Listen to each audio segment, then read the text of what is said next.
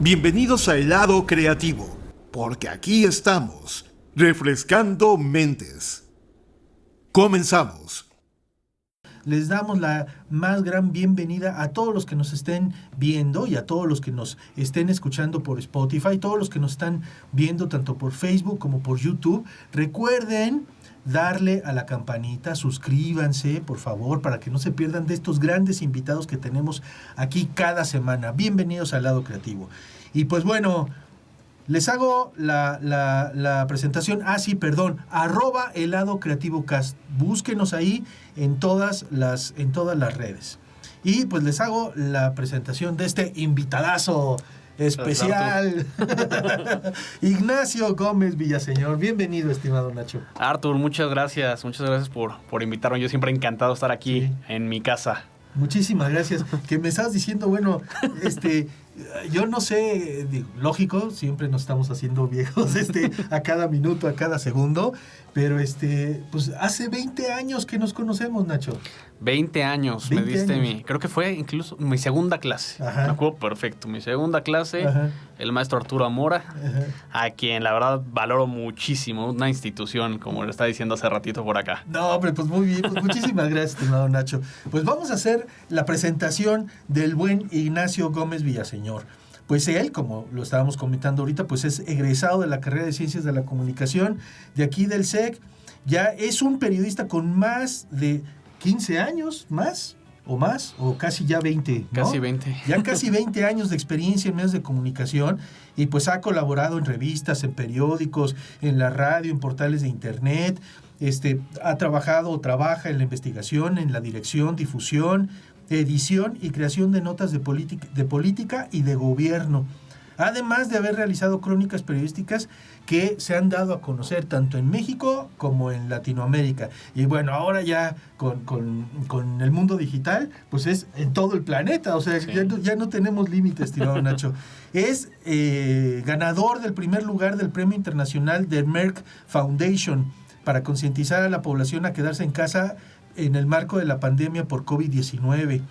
Y el buen Nacho, pues bueno, es editor en jefe de Publímetro México y además fundador y CEO de Post Correcto, que es la primera red digital de corrección profesional de textos que tiene la misión de evitar la degradación de la escritura. ¡Qué importante misión!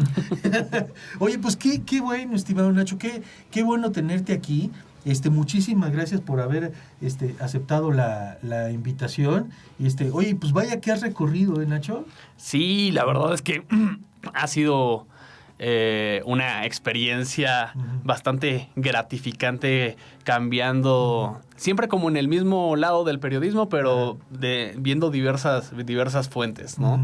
Si bien, como dices, estudié comunicación, no estudié periodismo, ¿no? Entonces... pero acaba siendo... Es eso, ¿no? De hecho, hasta yo siento que tengo un plus sobre otro tipo de periodismo, de como los egresados de la Septien o de otros que están más enfocados en las cuestiones periodísticas. Claro. Y aquí incluso de cómo salía el SEC, porque es una visión diferente, ¿no? Y empatas muy bien ese tipo de conocimientos que se están obteniendo. Claro. En esa nueva visión periodística que no solamente involucra hablar de noticias política, cuestiones aburridas, sino de qué manera entender a los públicos, a los que vas dirigido. Creo que eso es lo principal que me enseñó aquí cuando estudié en el SEC, entender lo que son... Bueno, incluso el Unique Selling Proposition, ¿no? El famoso. Y saber a quién vas dirigido, cómo vas a establecer un mensaje, cómo lo vas a narrar. Entonces, pues sí, ha sido un gran camino y de nuevo, yo estoy súper agradecido con todo lo que aprendí con ustedes. Oye, Nacho, y a ver, y entonces, digo, cuando estás trabajando en el periodismo, ahí también... En ese campo pues, se necesita de la creatividad, ¿no? Sí, no, de hecho es lo principal. Porque tienes, y era lo que te decía, saber cómo vas a narrar una noticia involucra todo un proceso creativo. No solamente es pues decir lo que sucedió, el hecho como sucedió, sino de qué manera lo vas a comunicar para llegar a estas nuevas audiencias. Sobre todo porque a raíz, por ejemplo, de la pandemia de COVID, cambió completamente todo el esquema de consumo de los medios de comunicación. Claro.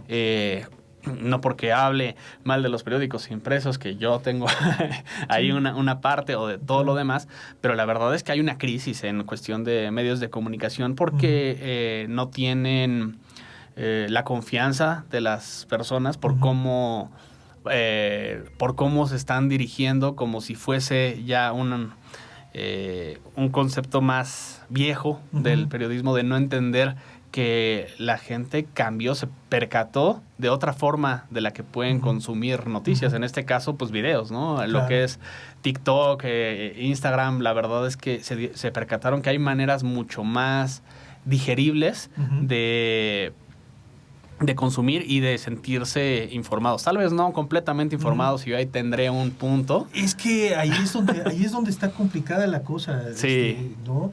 Porque sucede, Nacho, que bueno, efectivamente el periódico como medio, pues era el rey de los medios en cuanto a credibilidad. Sí. O sea, la gente confiaba muchísimo más en lo que leía en el periódico que en otros medios. Porque, por ejemplo, en el caso de la televisión, pensando ya de hace muchos años, probablemente veían el noticiero de Televisa con Sabludowski, ¿no? Y entonces la gente tenía pues esa idea de que, bueno, no, pues eso lleva la tendencia del gobierno, o sea, todo lo que van a decir, pues nunca van a ir en contra de lo que le vaya dictando el gobierno. En el caso de la radio, pues también estaciones de radio que llevaran así también cierta tendencia, ¿no?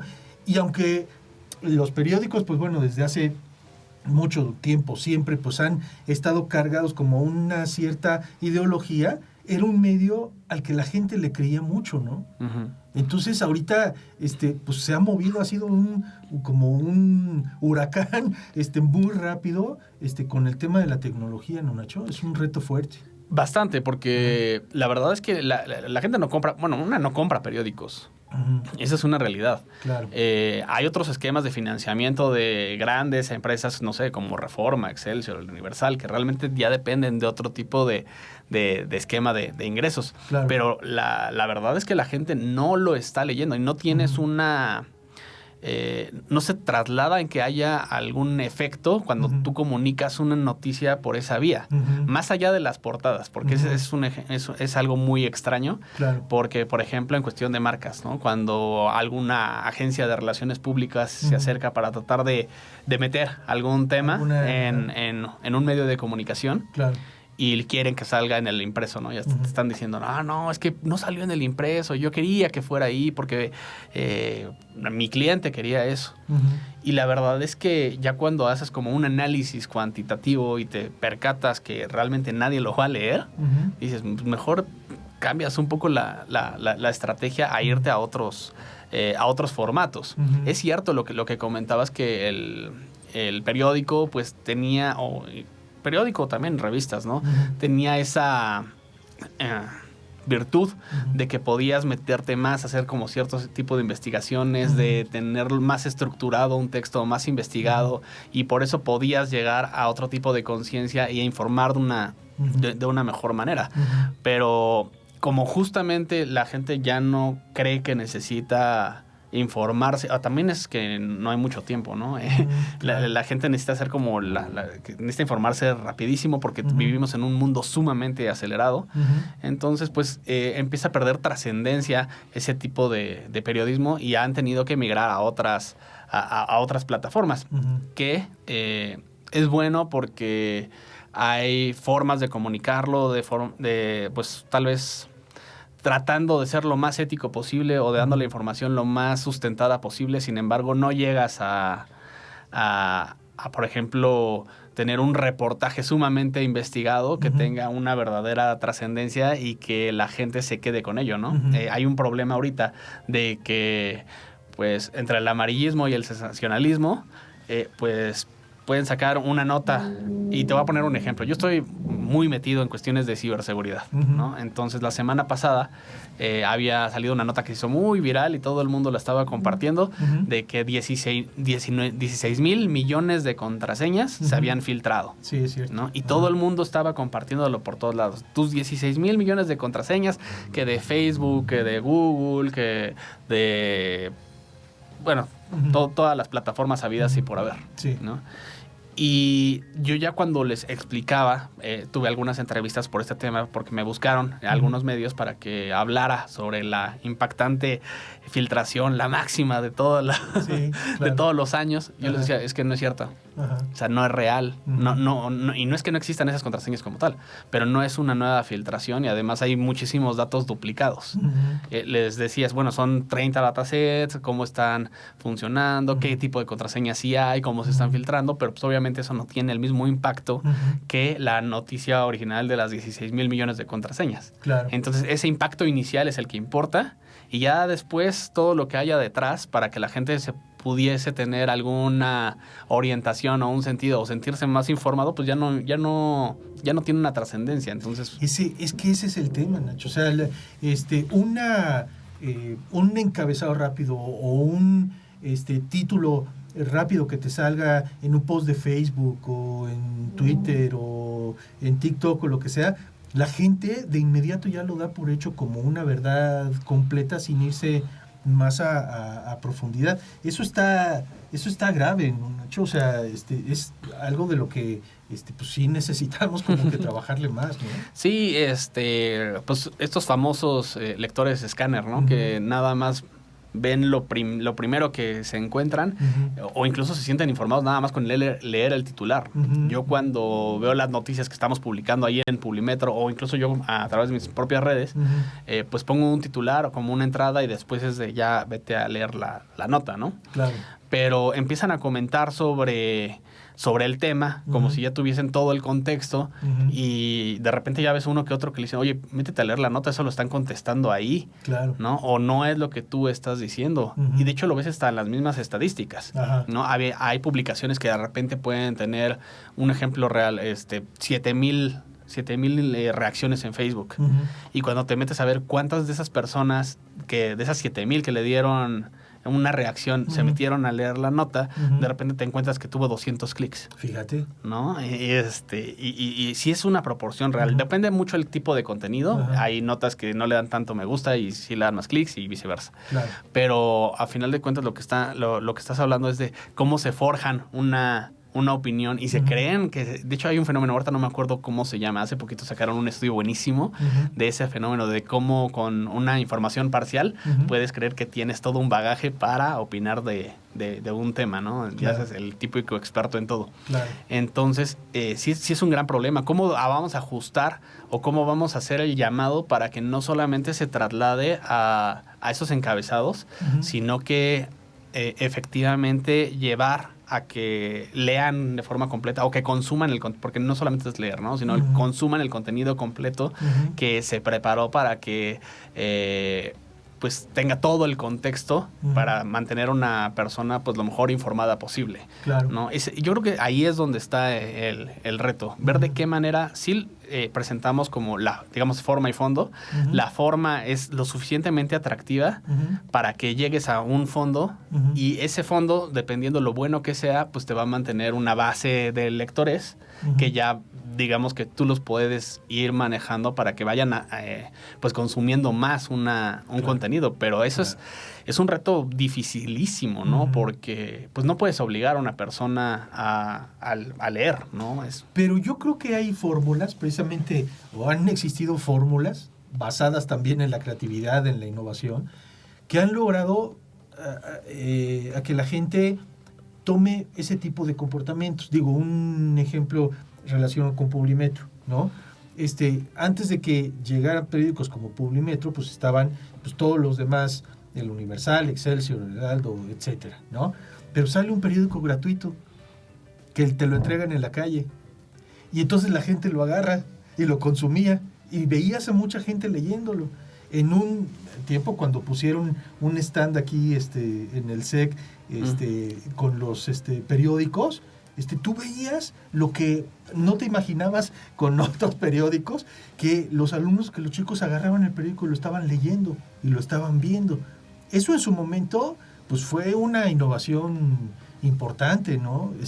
¿Y no crees que pueda suceder algo así, pues? O sea, una adaptación, algo nuevo para que provoque esto que comentas, Nacho. Sí, sin duda. Y como dices, creo que está muy bien planteado en que son fórmulas que también es importante entender que esas fórmulas tienen que ir evolucionando dependiendo del contexto o la coyuntura global, ¿no? Como te decía, las audiencias, y tú lo sabes mejor que yo, las audiencias van cambiando conforme las diferentes generaciones. Yo sé que los alumnos que tienen ahorita son muy distintos a cuando yo estaba estudiando aquí. Sí, ¿no? Es radicalmente distinto. Entonces, y de un año a otro año, ¿eh? Sí.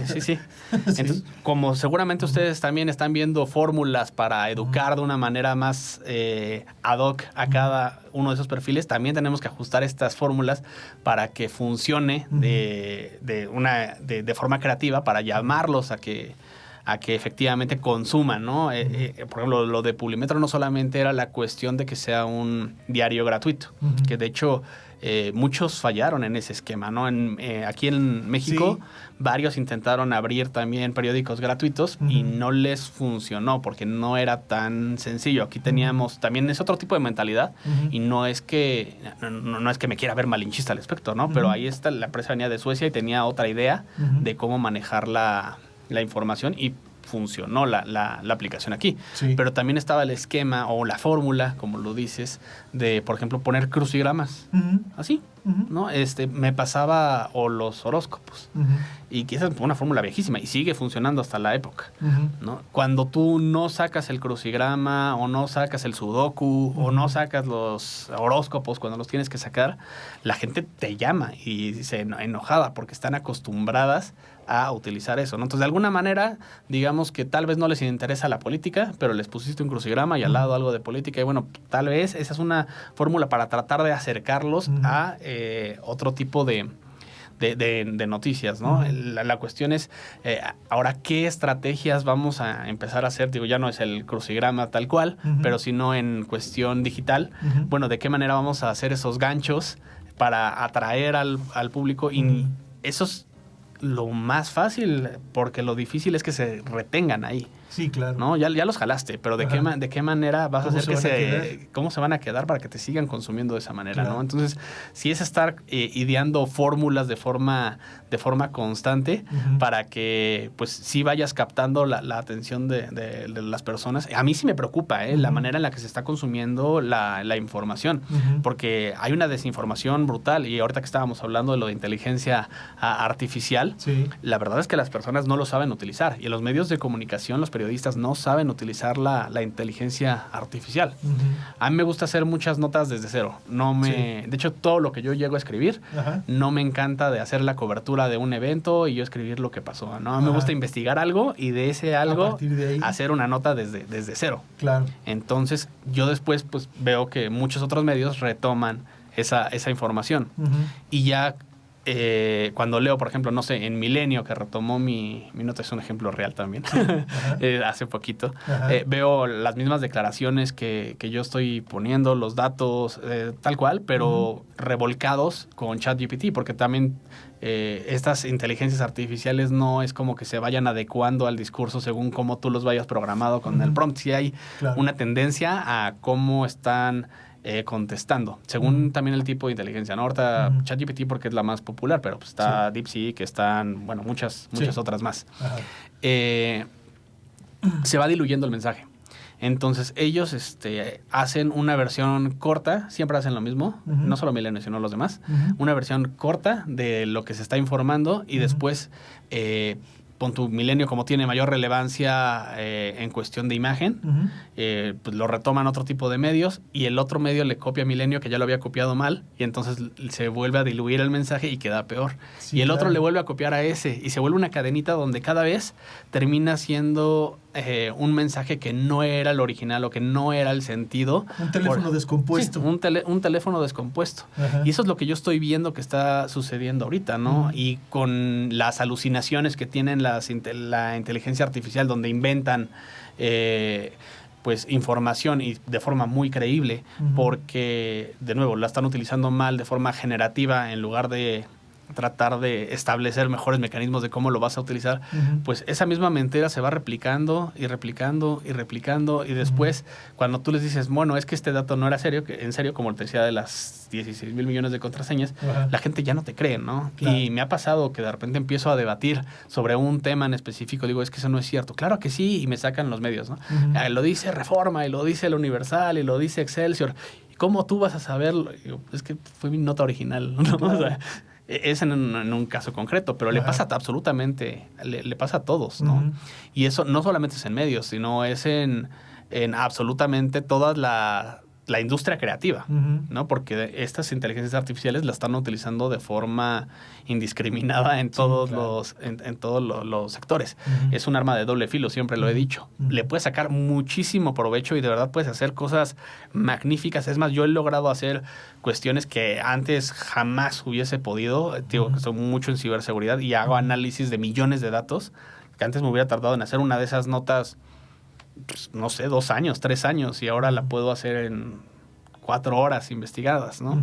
Entonces, sí te puede apoyar muchísimo, pero es muy peligroso. Claro. Entonces, ahí es donde interviene, por ejemplo, mucho pues las universidades, yo creo, ¿no? O la educación. De que comprendan y cómo se van, más allá de lo práctico, entiendan realmente el concepto de por qué se le pide de una u otra forma para generar contenido de manera ética. Sí, claro. Y evitar como toda esta desinformación que de verdad cada vez está siendo más grave. Sí. Oye, entonces, a ver, el periodismo tiene como que diferentes, es un mundo, es un mercado, como le quieras llamar, que tiene como que diferentes puntos a tratar de defender, ¿no? Porque por un lado, pues está eso lo que comentabas, lo del uso de la inteligencia artificial y que te provoque una información que no sea veraz y que no sea utilizada de una manera ética. Por el otro lado, está el comportamiento de consumo de los periódicos y de todos estos medios escritos, que va a la baja porque están volteando la mirada hacia otros tipos de productos audiovisuales más cortos, más rápidos, etcétera. Por otro lado, pues el tema de financiación, ¿no? Sí. En donde pues tienen que sobrevivir pues prácticamente de la publicidad, o sea, son las marcas quienes hacen que sobrevivan estos medios, ¿no? Y luego, por otro lado, está el tema de la seguridad en general, ¿no? O sea, aquí en específico en México, ¿no? Con la cantidad de periodistas pues que han fallecido y desaparecidos, etcétera, híjole, qué labor tan complicada, ¿no, Nacho? Sí, la verdad es que es bien complejo. De hecho, me acuerdo una vez que también aquí del SEC nos llevaron a una plática, fue en el centro de Tlalpan, todavía me acuerdo, que con periodistas. Aquí no se ejercía como periodismo como tal, ¿no? Ya estábamos en comunicación. Sí. Pero fue en esa plática y donde a mí me impresionaba porque todos los periodistas que estaban ahí decían pues no te dediques a esto porque te pagan muy mal. Y es muy difícil y no te retribuye, y en ese momento yo tomé la decisión de, oye, fue el primer semestre, jamás me voy a dedicar a esto, jamás voy a ser periodista, ¿no? Algo cambió en ese tiempo, pero una cosa también va retribuyendo a otra y se vuelve incluso a veces hasta adictivo esta cuestión de cómo informar. Es complicado porque también, como dices, los esquemas de financiamiento y a nivel industria, yo he sido muy crítico y lo he planteado varias veces, de que los medios de comunicación no tienen una estrategia adecuada de comercialización. Entonces, no, digamos que eso de estar viviendo de la publicidad de las marcas o la gran mayoría de gobierno, que realmente sí, claro. esa Que es la también... principal fuente de financiamiento. Ajá. Y cuando cambió el gobierno al de López Obrador, pues se modificó los presupuestos, ¿no? Las partidas presupuestales que iban hacia los medios de comunicación. Claro, pero era una cantidad bestial antes, Nacho. No, sí. No. Bueno, realmente es casi lo mismo. Lo que pasa es que nada más cambiaron de los medios A los medios B. Ok, ¿no? claro. Pero a final de cuentas sí están agarrando ahí de qué vas a hablar o no, que era lo que tú estabas diciendo, cada medio de comunicación. Y las marcas también, a partir de la pandemia, hicieron mucha conciencia de que tal vez no necesitan tanto a los medios de comunicación para difundir sus mensajes, ¿no? Antes era la manera en la que ellos lo podían sacar publicidad y contrataban los espacios ahí, todavía ocurre, pero la verdad es que es muy poco. Ha habido una baja enorme y de hecho... han habido despidos masivos, ¿no? En medios de comunicación porque no están sabiendo ajustarse a esta nueva tendencia de cómo vas a obtener ingresos para sostener esa operación. Claro. Y eso también se traslada en que no les vas a pagar lo que deberías pagarle a un periodista que tal vez tenga pues un bagaje cultural mucho más amplio o que sea más bueno o que esté investigando más, ¿no? Sí, claro. Sino que lo que quieren son personas pues que les salgan más baratas y los mismos dueños de los medios de comunicación, como no tienen tanta conciencia respecto a cómo comunicar, entonces dicen, pues todo lo puedes hacer con ChatGPT, ¿no?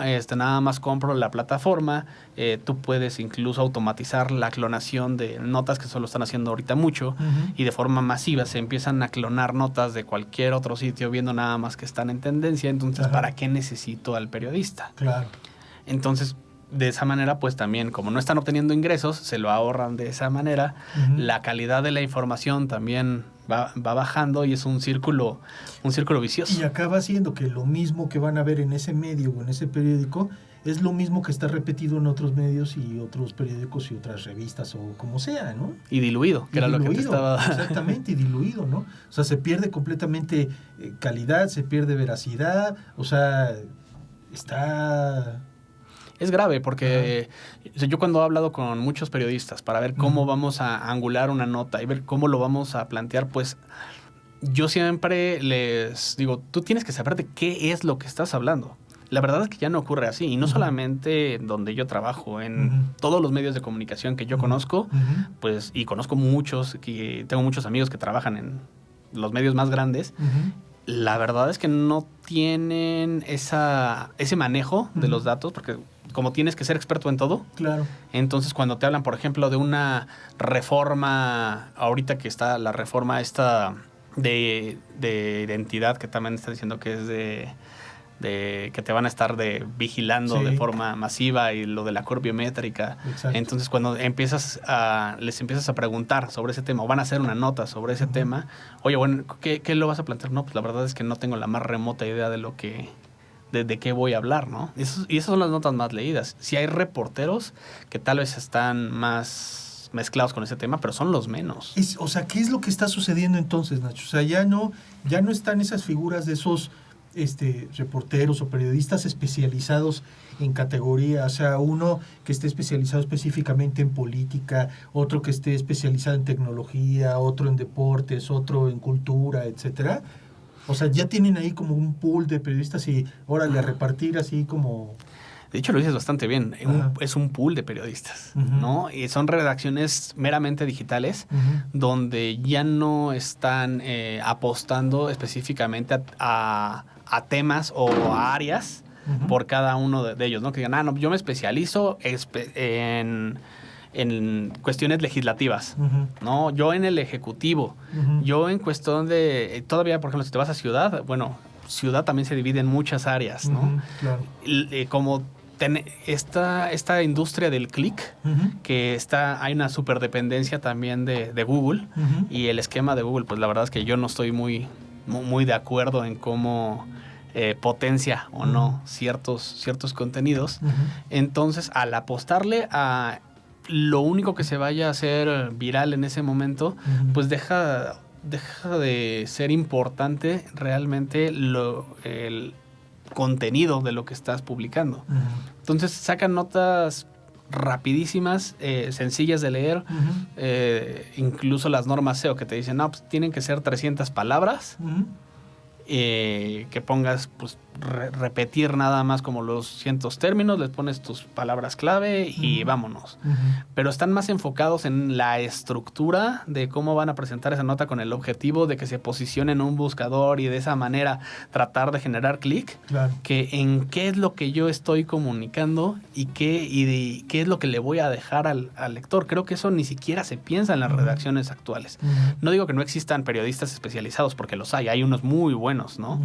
Pero, por ejemplo, antes un Rafael Cabrera o Daniel Izárraga, que hizo el reportaje de la Casa Blanca de Peña Nieto. Sí. Y estuvo un año investigando todo eso con los documentos, tratando, él le llama colas de rata, cuando encuentra como algo que dicen que es para irle jalando hasta encontrar realmente lo que está ocurriendo.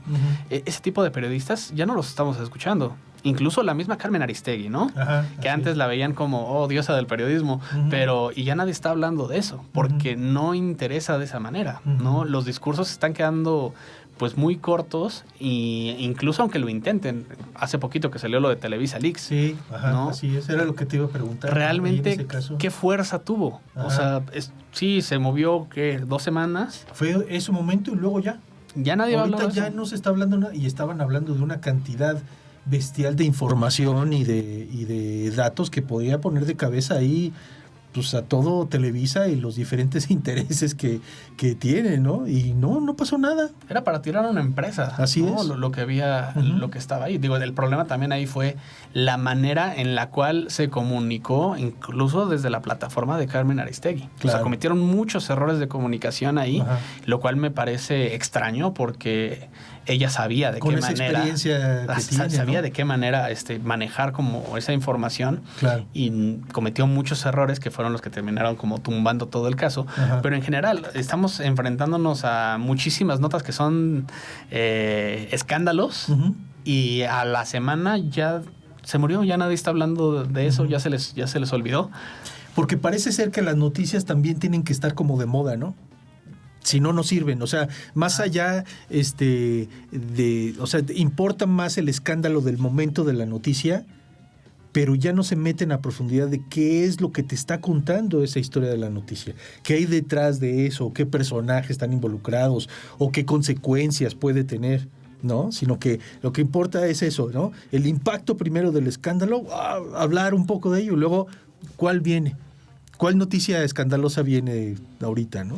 Y como están ocurriendo a cada momento, y con la cuestión de que estamos cada vez más digitalizados y nos está llegando muchísima información, es muy fácil tener ese primer impacto, que es el que te va a generar el clic, ¿no? Entonces, por ponerte un ejemplo real, hace unas semanas que fue el asesinato de una influencer en vivo en TikTok, Paloma Márquez. Sí. Esas notas en todos los medios de comunicación generaron millones y millones y millones de vistas, ¿no? Fue impresionante. Yo lo veía también en Publimetro. Claro. ¿No? Era, pues, saquen 20 notas al día de Valeria Márquez con 30,000 millones de ángulos que te imagines. Después ya sale, que semanas después, de que quién podría estar involucrado, que si estaba el cártel tal o no. Y se empieza a manejar la información, pero no creo que haya generado... De hecho, tiene poquito que el Departamento de Justicia de Estados Unidos había mencionado... señaló el cártel Jalisco Nueva Generación, y que su pareja o presunto novio era que formaba parte de esto. Estaría involucrado. Pero esa nota no tuvo el mismo impacto que el asesinato. Exactamente. Estoy hablando que la nota lo del Departamento de Estados Unidos hablando sobre esto te habrá generado el 1% de lo que te generó el asesinato, ¿no? Entonces, ¿realmente qué tan informados estamos sobre un caso? Pues no, solamente es de, no, ¿viste el asesinato de este? No, sí estuvo impresionante. Lo que le gusta a la gente, no, pues el video, el momento exacto en cómo le dispararon 3 o 4 veces. Pero el análisis de por qué estamos llegando a a esa violencia, qué es lo que está ocurriendo, cómo está el fenómeno, de qué manera abordarlo, ¿no? Eso no importa a las personas. Claro. ¿no? Entonces, Sí, de eso no se habla. No. No se habla de eso. O hay gente que lo, Claro. que lo llega a tocar muy Ajá. bien, ¿no? Hay Sí. un periodista, hace poquito estuve con él, Óscar Valderas, Ujú. es buenísimo en meterse a profundidad con, Ujú. por ejemplo, cuestiones de narcotráfico. Habla con narcotraficantes y le dicen cómo está todo ese funcionamiento. Ujú. Él lo sabe tratar de una manera de que atraer al público para que comprendan un poco más la situación de contexto. Ujú. Pero como es muy complicado y además, como decías tú, la cuestión de arriesgada, ¿no? de parte del periodismo. Yo lo Ujú. veo también con ciberseguridad. He recibido una cantidad de ataques que Ujú. ya ni para qué te cuento. Tengo hasta denuncias en la fiscalía y Órale. Ajá. por todos lados. Entonces Ajá. sí se complica mucho ejercer como un periodismo formal porque pues lo que más interesa es la banalización y no es que me sorprenda porque siempre ha ocurrido, nada más que digamos que migraron las plataformas por cómo Sí, están haciendo, claro. ¿no? Antes teníamos el gráfico y el alarma, hace alarma, muchos el años más atrás, el metro. eran los Ajá. más vistos, ¿no? Me acuerdo Sí. cuando aquí hablábamos del Eros y el Tánatos, la muerte y la chica ahí semidesnuda o completamente desnuda, y esa hora eran los periódicos más vendidos, ¿no? Ahora ni siquiera están leyendo eso porque tienen acceso a otro tipo de plataformas donde se está, Claro. tienes acceso a ese tipo de... Y es que eso ya lo estamos viendo hasta en medios que no estábamos nosotros acostumbrados. En la tele abierta, un noticiero, ¿no? Bueno, y nada más se lavan un poquito las manos porque te ponen imágenes sensibles, Ah, sí. ¿no? Entonces, no, pues este niño lo atropellaron y tal, y te ponen el video del niño atropellándolo. Regresa, no, pues qué fuerte estuvo la noticia, porque vean lo que pasó con el niño atropellado. Y te ponen otra vez el video, o sea, te ponen el video como 3, 4 veces de cómo atropellan al niño y se cubre nada más con el tema, con el letrerito de imágenes sensibles. Un blur, ¿no? nada más ahí. Un blurcito así leve.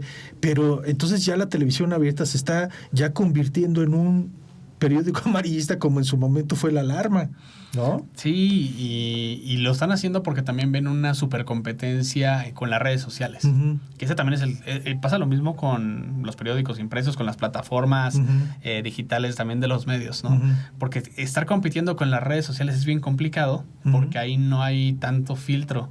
Entonces la televisión dice, ¿de qué manera yo le voy a ganar al que publicó la foto de todos los muertos del atropellamiento hace poquito, que fue la masacre en Irapuato, ¿no? Ah, sí, horrible. No sé si llegaste a ver esos videos, pero la verdad eran espantosos, ¿no? Sí. La gente tirada y gritando, etcétera. Y como es la gente quiere ver eso realmente, Sí. entonces la televisión tiene que ver de qué manera va a competir contra eso. Claro. Y ahí vamos otra vez a lo que, por eso me encantó como lo planteaste, lo de las fórmulas, ¿no? Lo que tenemos que empezar a pensar nosotros como comunicadores, creo yo, es de qué manera vamos a plantear una fórmula en que no tener que recurrir a ese tipo de videos o de competir directamente contra las redes que no van a tener ese filtro para que efectivamente ganar el interés de las personas, ¿no? Claro. Porque si nos vamos, como está ocurriendo ahorita, a tratar de competir contra millones y millones y millones de personas, porque ahora antes había ahora todos son periodistas, ¿no? Porque todos generan contenido. Claro. No todos tienen su cuenta de, bueno, no todos en X, pero muchos tienen X, otros en Facebook o en TikTok, y todos se vuelven generadores de contenido. Sí. Entonces, más no periodistas. Más no periodistas como tal. Sí, claro. Entonces, pero la gente le interesa como esa naturalidad luego de presentar las cosas pues, tal cual fueron, ¿no? Y ya.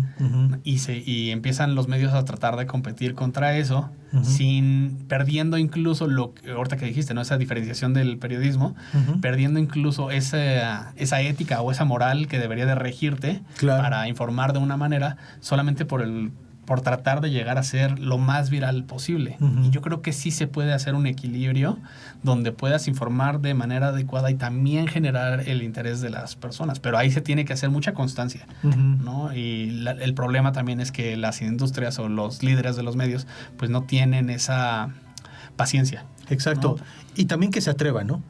Sí. O sea, paciencia, pero también valor para atreverse y...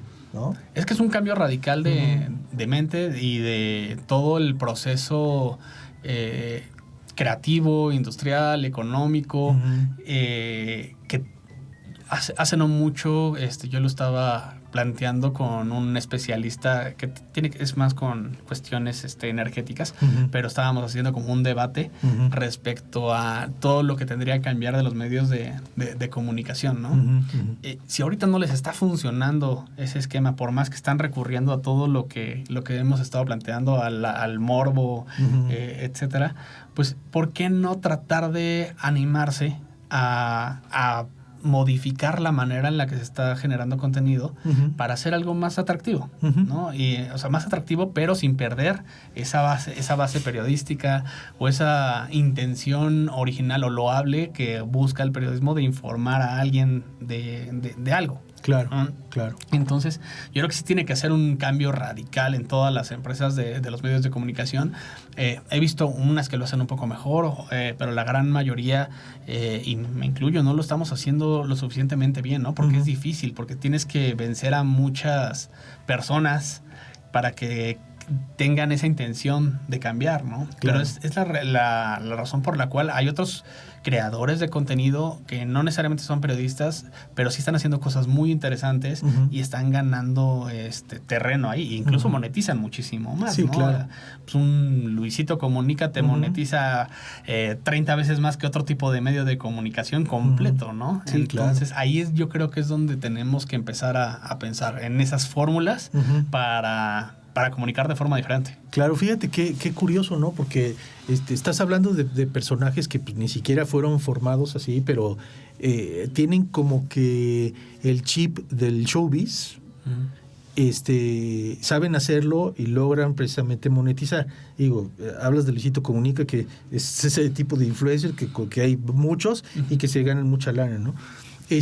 Pero de repente te encuentras a personajes, el Burro Van Ranking, por ejemplo, ¿no? Que le puede hacer una entrevista a un futbolista y es un hitazo. Y es replicado por muchísimos medios, ¿no?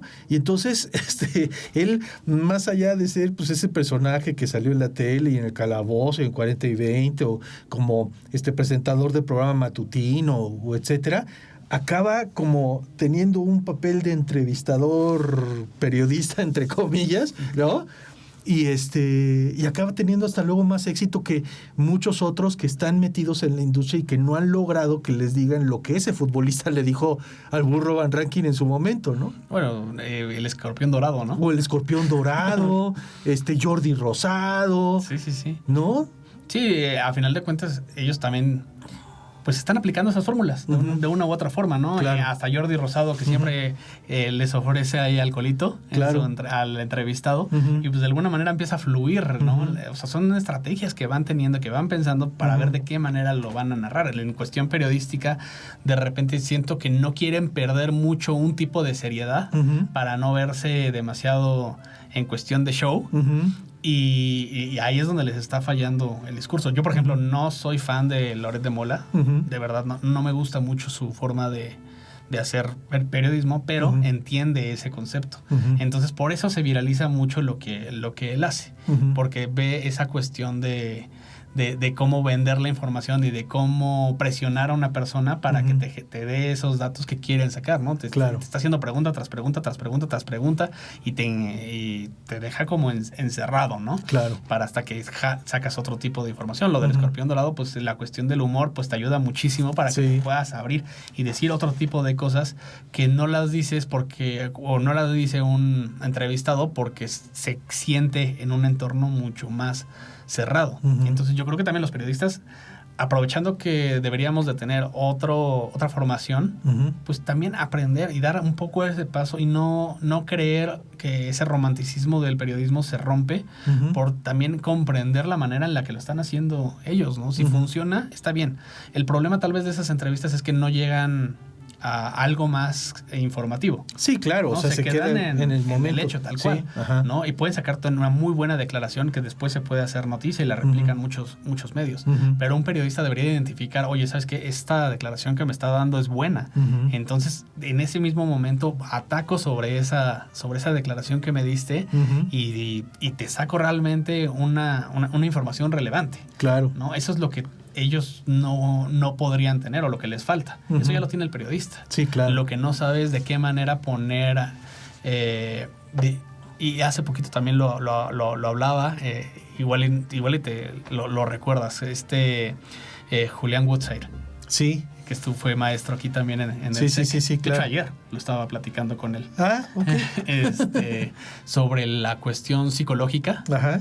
Y cómo lo que decíamos, hackear una mente para que de cómo yo quiero que actúe la otra persona o reaccione de cierta manera, ¿no? Entonces son pasos que vas dando de ingeniería social para que ellos vayan actuando de una manera. El caso del burro o de el escorpión dorado, pues lo hacen de forma, o sea, no lo hacen pensado, ¿no? Es de forma automática, a ellos les sale natural, claro, y funciona. Pero si tú como periodista te empiezas a especializar o empiezas a entender esa manera o esa psicología de las personas o de un entrevistado y también sabes de qué manera abordar a cada tipo de entrevistado, pues puedes llegar a cuestiones más interesantes. Claro. No es lo mismo entrevistar a un Beltrones en la Cámara ahí de Diputados o donde sea que esté, a una señora que fue víctima de un delito en la calle, ¿no? Tiene que ser diferente el abordaje. Claro. Entonces ahí es donde tenemos que empezar a trabajar, ¿no? De entender cómo están pensando las personas. Oye, en este ambiente en el que te encuentras, que es tan interesante y a la vez tan complejo, ¿cómo definirías tú la creatividad en tu trabajo? Híjole, me estás metiendo en un en un tema un poco complejo, ¿no? Pero a final de cuentas es que viene desde la manera en la cual estructuramos un dato que creemos relevante para darle las diferentes salidas y entendiendo cómo se va a comunicar, ¿no? Entonces creo que la creatividad ahí se tiene que ir en la curación o en la curaduría más bien de la información para que nosotros seamos intérpretes de lo que está ocurriendo en el mundo, ¿no? Claro. Que luego es muy complejo y no se entiende mucho. Entonces, el proceso creativo más importante que yo considero que está en el periodismo es que el periodista se convierta en un traductor de información para que de manera más sencilla lo pueda comprender cualquier persona. Claro, traduces y generas algo nuevo. Sí. O sea, no es un copy-paste, no. Traduces y generas, ¿no? Y eso es lo difícil. Luego las personas leen una nota que les comunicó de una buena manera y ven otra que puede estar muy en cuestión de finanzas, por ejemplo, ¿no? Sí. Y de repente dicen cómo subió o bajó el dólar y se están moviendo los mercados y las divisas, pero... Y esa nota se puede leer mucho más formal y la ves y dices, ay, no, sí tiene como conocimiento. Pero cuando estás hablando del otro lado, bueno, ¿cómo te va a impactar el hecho de que sube o baje el dólar y, bueno, se va a incrementar estos productos a raíz de esto? O con la gasolina, ¿no? Cuando aumenta la gasolina, oye, ¿sabes qué? Se van a incrementar el precio de todos los productos y les explicas, y esto es porque todos los productos se transportan en vehículos y los vehículos consumen gasolina, ¿no? Entonces, si de esa manera se lo estás explicando de este lado, aunque lo pongas de una forma mucho más social, no, a veces esta nota más social, más superficial, si lo quieres ver de esa manera, puede tener un trabajo mucho más fuerte que esta nota especializada donde te hablaron del cómo la declaración de Donald Trump movió la divisa y... Simplemente te están contando lo que dijo Trump. Sí, y eso es lo más sencillo. Pareciera que no, pero es lo más sencillo. Lo difícil es de qué manera lo van a traducir para que cualquier persona diga, entonces esta declaración de Trump me afecta al bolsillo, ¿no? Y de esta manera. Eso es lo complicado. Eso es lo complejo. A ver, Nacho, van unas preguntas rápidas, lo primero que se te ocurra. Uy. A ver, si tu creatividad fuera un sabor de helado, ¿cuál sería y por qué? Híjole, lo primero que se me ocurra, pues te diría tal vez limón. ¿Por qué? Porque también, por ejemplo, en un proceso de la elaboración del helado, cuando es artesanal y efectivamente tiene limón, pues también depende mucho de cómo esté la fruta, ¿no? Entonces, creo que es ajustarse dependiendo también, pues, a lo que te vas enfrentando, ¿no? Con qué material vas contando, y no siempre tienes el mismo material. En este caso, no siempre tienes la misma fruta, ¿no? Contestaría eso. Sería como un tipo de esos helados que venden así como en los botes que les dan así vueltas. Ándale, sí, ¿Eso? sí, exactamente. Okay. Y ya si tienes unos limones muy rancios, pues a ver cómo lo haces, ¿no? Si le vas a echar más azúcar o menos. Pues. Órale, muy bien. A ver, si tu creatividad fuera una mezcla de 3 personas famosas, ¿quiénes serían? Ay, Arthur, ¿en qué me estás metiendo? Una mezcla de 3 personas famosas. Ajá. Pueden ser de cualquier ámbito, ¿eh? Pues, te diría de Sam Altman, Ajá. que es el director de OpenAI, pues el ChatGPT. Ajá.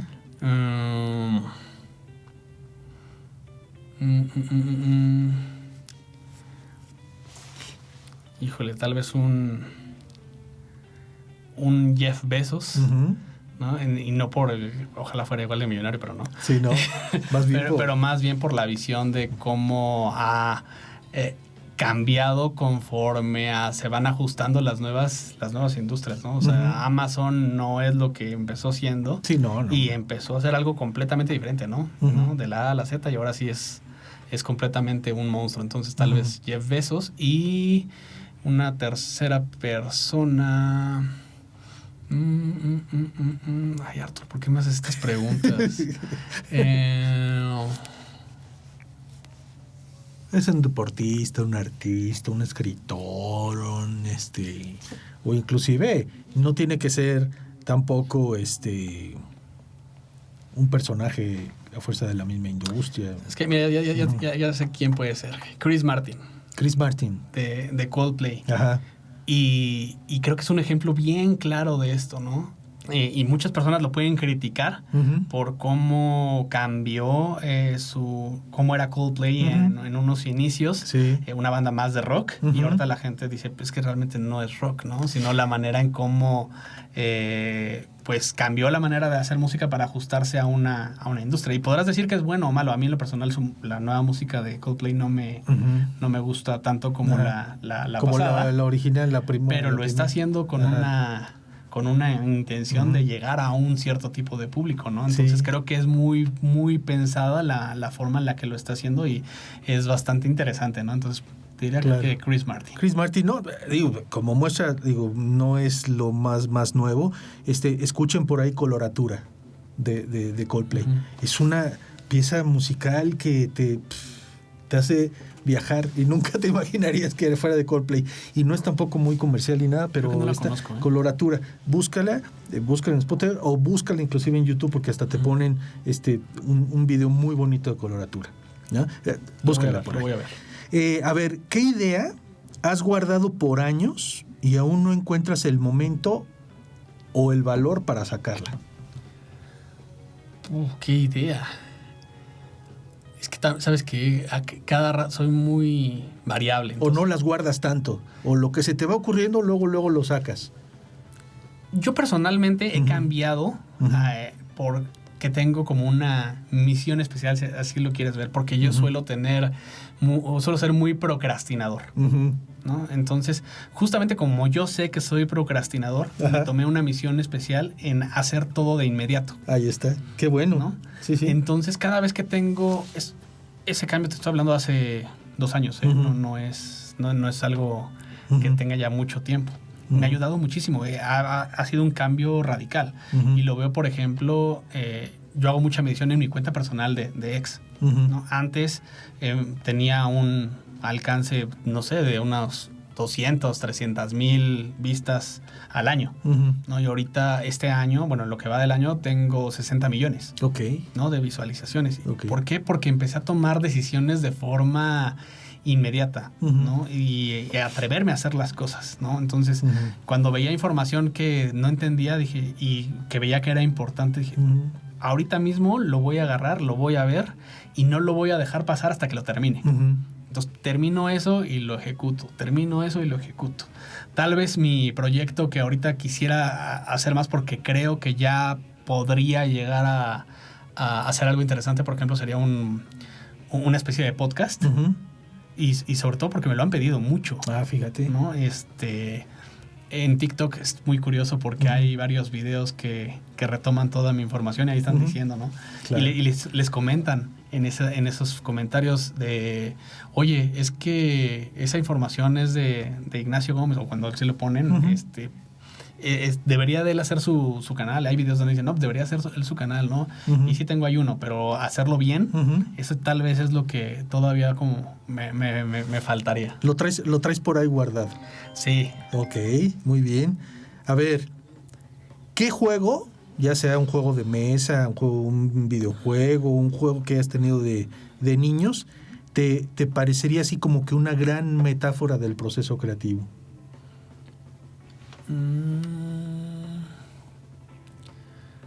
Podría ser,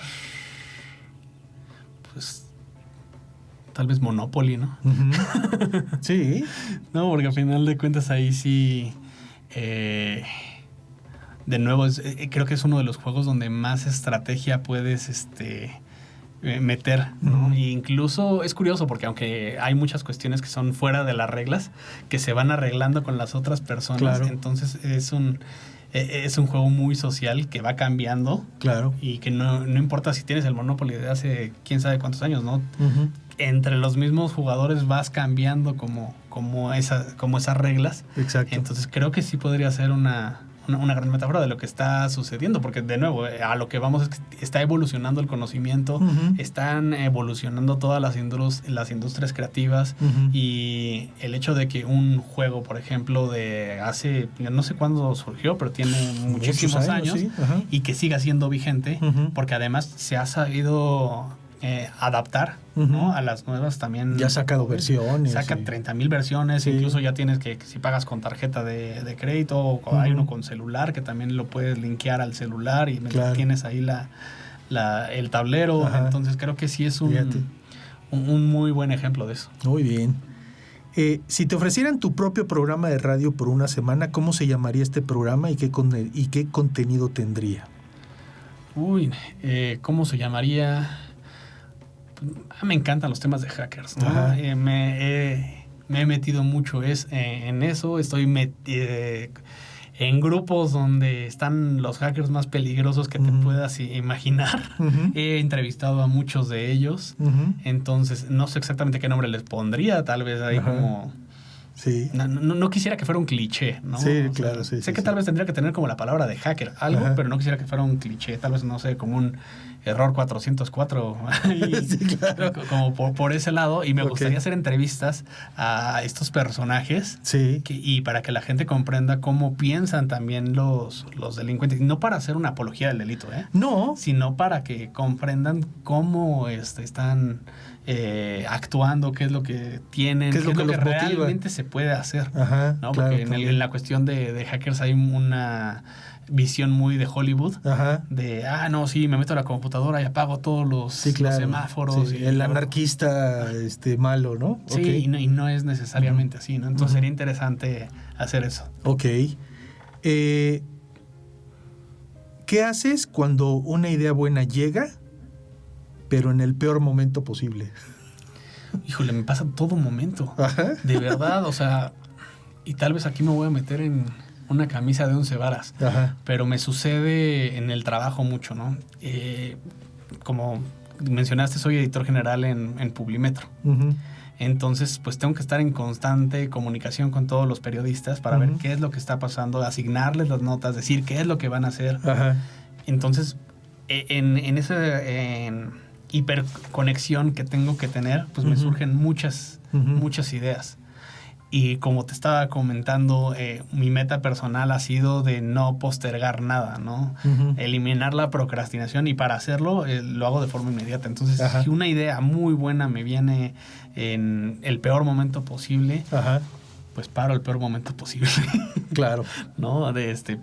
Me ha metido en problemas, pues sí me mete en problemas, pero luego se terminan acomodando las cosas, ¿no? Ahí es algo que me he dado cuenta. Entre más me arriesgo a hacer este tipo de cosas, se va acomodando. Y de alguna manera ves cómo solucionar lo otro, ¿no? Entonces digo, mira, de todas maneras ya estás en el peor momento posible, entonces pues hacerlo un poco peor va a dar igual. Ok. ¿No? Lo paramos, pero quiero ver de qué manera ejecutar esta idea, o por lo menos escribirla.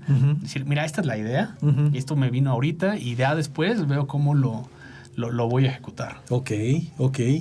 A ver, Nacho, aquí en el programa, pues digo, lo que nosotros esperamos también, digo, aparte de mostrar las diferentes facetas de la creatividad, pues damos también pues recomendaciones para alimentar esa creatividad. Muchas veces lo que nosotros vivimos, lo que preguntamos, lo que acostumbramos a hacer, lo que acostumbramos consumir en los medios, eso pues es carnita que vamos metiendo en nuestro cerebro para que luego nuestra creatividad actúe. Que pueden ser cosas tan simples como salirte a jugar con tus hijos media hora al día, hasta leerte libros y tratados de X materia, ¿no? O sea, hay muchísimas cosas. ¿Tú qué recomendación nos podrías dar así para poder inspirar a la gente o para poder desarrollar mejor su creatividad? Yo creo que la principal herramienta de la creatividad sí tiene que estar relacionada con el conocimiento. Uh-huh. Porque si no sabemos qué es lo que se ha creado, ¿cómo puedes crear algo nuevo, no? Uh-huh. Entonces, meterse mucho a comprender cómo está la sociedad, tener un conocimiento general. No digo que te vuelvas un erudito en todos los temas, pero tener un bagaje amplio de diversos temas te ayuda a atender también de las ideas de una forma multidisciplinaria, ¿no? Entonces, si sabes un poquito de medicina, y sabes un poquito de derecho, y sabes un poquito de comunicación, pues puedes unir todo eso en una idea que sea interesante, porque al final de cuentas, yo creo que las mejores ideas son una mezcla de diferentes cuestiones. Ya después puedes trabajar con otro tipo de personas para llegar a la mejor ejecución posible, ¿no? Lo que te comentaba con Julián Woodset fue justamente porque yo tenía parte de una idea, pero lo quería rebotar con él, que yo sé que ya tenía años de no hablar con él, que es experto en otro tipo de temas, y de esa manera ya llevarlo a la práctica, lo que estábamos ahí pensando. Pero creo yo que lo principal es estar leyendo, estar en contacto con todo lo que está ocurriendo. También creo que es indispensable de repente sí tener momentos de desconexión, porque bueno, a mí me funciona mucho de repente incluso no dormir, ¿no? Cuando tengo una muy buena idea, me pasa que me quedo despierto toda la noche, pero esos momentos de desconexión de repente es cuando te llega la idea. Exacto. ¿No? Te estás bañando, o sea, de repente no sabes cómo solucionar algo. Ajá. Y me pasa muchas veces, digo, no sé cómo voy a ejecutarlo. Y justamente en el momento en el que me desconecto de eso, es cuando llega la idea. Es cuando surge, claro. ¿No? Me estoy de repente ya bañando y digo, ya, al gorro con todo.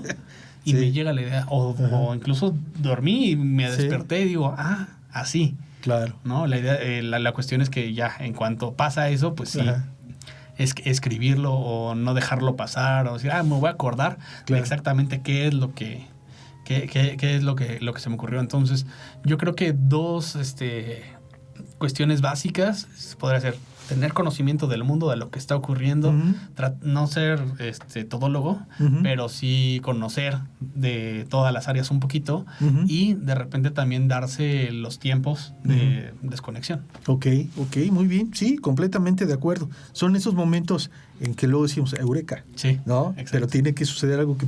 Sí. ¿No? Que ocurra precisamente esa desconexión. Lo estás pensando muchas veces tanto las cosas que te bloqueas, ¿no? Entonces, eso, de acuerdo. Pues mi recomendación, pues bueno, está muy relacionada precisamente con lo que comentas. O sea, tú necesitas sí ser culto, enterarte también pues de todos los temas, y darte cuenta que hay también por ahí personajes que sin importar la edad siguen siendo creativos, y tomarlos como punto de referencia. En este caso, unos de mis héroes son los Rolling Stones. ¿Quién pensaría que Mick Jagger y sus compis arriba de los 80 años de edad, todavía sigan creando, ¿no? Entonces, pues mi recomendación de esta semana es que precisamente los Rolling Stones están de regreso con un con un lanzamiento, una canción que se llama Zydeco Son Pas Seul, que es suena raro lo que le estoy diciendo, pero es una canción cantada en francés criollo.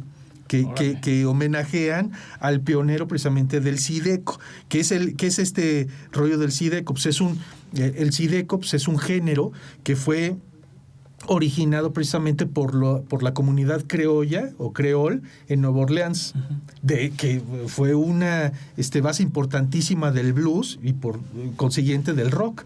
Y entonces cuando en su momento pues Mick Jagger y sus compañeros en un viaje en los años 60 llegaron a Nueva Orleans y escucharon este tipo de música, pues se enamoraron de este estilo, ¿no? Y entonces, pues bueno, ahora están participando con una canción en un tributo precisamente al que se considera como el rey del Zydeco, Clifton Chenier, que pues ahí te das cuenta y dices, esta canción, pues ¿cuándo la hicieron? En los 60, 70, no, la acaban de hacer, o sea, siguen produciendo, siguen creando. Entonces, pues bueno, ahí se los recomiendo para que lo vean así como una referencia de que aunque estemos ruquitos, podemos seguir creando. Ok, a ver, estimado Nacho, estás hablando de bloqueos creativos. ¿Sí? Nosotros aquí tenemos un ejercicio que está basado, pues bueno, esto lo hizo Brian Eno. Brian Eno, productor y músico, que pues bueno, redactó varias frases que a él en sus momentos de creación, cuando llegaba a hacer pues, nuevas ideas para hacer música y tal, tenía bloqueos. Y entonces creó estas frases para que saliera una por ahí al azar y que esa frase que saliera le sirviera a él como desbloqueo creativo en ese momento. Que para mí puede significar en mi momento de vida lo que me está sucediendo algo completamente diferente a ti, ¿sí?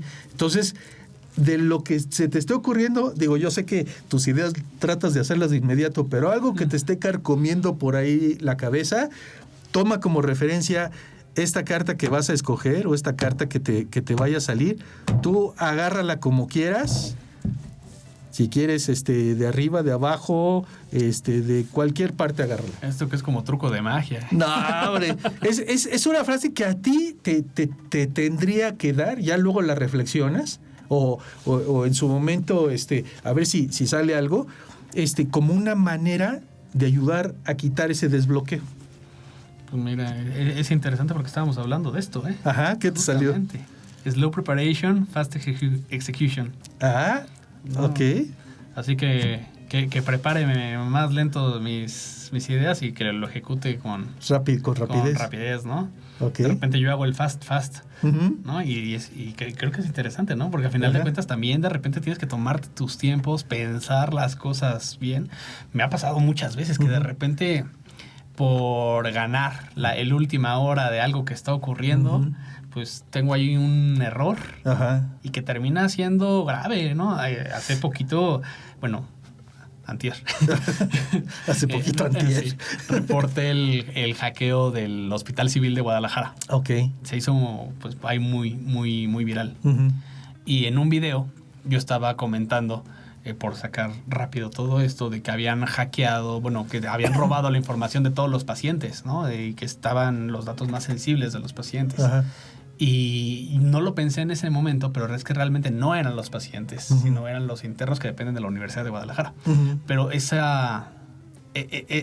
actuar de forma rápida ocasionó lo mismo que yo me he estado quejando, que generó una ola de desinformación, porque todas las demás personas que hablaron de eso estaban diciendo que habían robado la información de todos los pacientes y salió así en los medios de comunicación y se hizo todo un relajo, ¿no? Entonces creo que es que es importante porque te tienes que tomar tus tiempos, que saber de cómo vas a preparar, que en mi caso, información, para que esté lo mejor posible, y ya cuando lo tengas, vas, ¿no? Sale. Actúa rápido. Muy bien, ahí está. Muy bien, Nacho, pues ya terminamos el programa. Agradecerte muchísimo otra vez el que hayas pues bueno, aceptado la invitación. Me dio muchísimo gusto verte de nuevo después de tantos años. Al buen César también sé que le dio mucho gusto también encontrarte de nuevo. Y pues muchísimas gracias, Nacho. Espero que la hayas pasado a gusto. No, increíble, la verdad es que a mí me encanta estar aquí. Yo tengo un respeto enorme muchas gracias. desde hace muchos años. no solamente, porque no lo saben, no solamente fue mi maestro, sino que también tuvimos alguna interacción cuando él trabajaba en la Conagua. Sí, y también. me hablaban maravillas en su momento cuando estaba en la Conagua con una persona altamente creativa y que además, pues fue de las pocas personas que no entran recomendadas por nadie, que pasó todos los procesos que tenía que pasar justamente porque, perdonen así la palabra, pero es un fregón, ¿no? No, hombre, Entonces, no, hombre, y lo mismo gracias. opino de César, que le aprendí mucho ahí en radio, así que yo encantado de estar con ustedes, me encanta verlos, me encanta ver lo que están haciendo y bueno, y cultivando justamente a las nuevas mentes, ¿no? Eso es, no, pues muchísimas gracias, estimado Nacho. Un gustazo el tenerte aquí de nuevo y que se repita. Ojalá. Sí, porque necesitamos saber qué es lo que está sucediendo ahí en todo ese mundo de los hackeadores. Ahí andamos ¿Sí? siempre. Muy bien. Pues bueno, ya saben, pues bueno, @heladocreativocast, éntrenle, píquenle, suscríbense, denos un like, denos un corazoncito, mándenos mensajes, aunque sean groserías, recomendaciones, todo se acepta, todo aguantamos. No les digo que no soy sensible, pero no importa, ustedes digan lo que se les pegue la gana. Así que, pues bueno, muchísimas gracias y hasta la próxima semana. Bye. Gracias. Esto fue El Lado Creativo.